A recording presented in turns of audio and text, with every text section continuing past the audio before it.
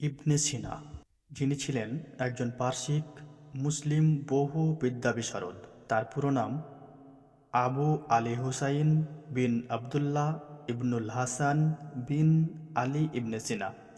তাকে ইসলামী স্বর্ণযুগের অন্যতম শ্রেষ্ঠ চিকিৎসক, জ্যোতির্বিজ্ঞানী, চিন্তক, লেখক এবং আধুনিক চিকিৎসাবিজ্ঞানের একজন জনক গণ্য করা হয়। সেই সাথে তিনি একজন কবিও ছিলেন। তার অনেকগুলো কবিতার মধ্যে একটি কবিতার কিছুটা অংশ এই রকম, আরবি থেকে বাংলায় অনুবাদ করা হয়েছে। পৃথিবীর ধূলি হতে আকাশের সপ্তদ্বার ভেদি, শয়তান রচেছে যেথা আপনার গর্বভারা বেদি। উঠেছিনু সেথা আমি পথিমধ্যে এক এক করে, মীমাংসা করেছি সব আছে যত গ্রন্থি বাধা ডোরে। কেবল পারিনি তারে রহস্য দুর্গেয় চিরকাল, মানুষের মৃত্যু আর জীবনের ভাগ্যলিপি জাল।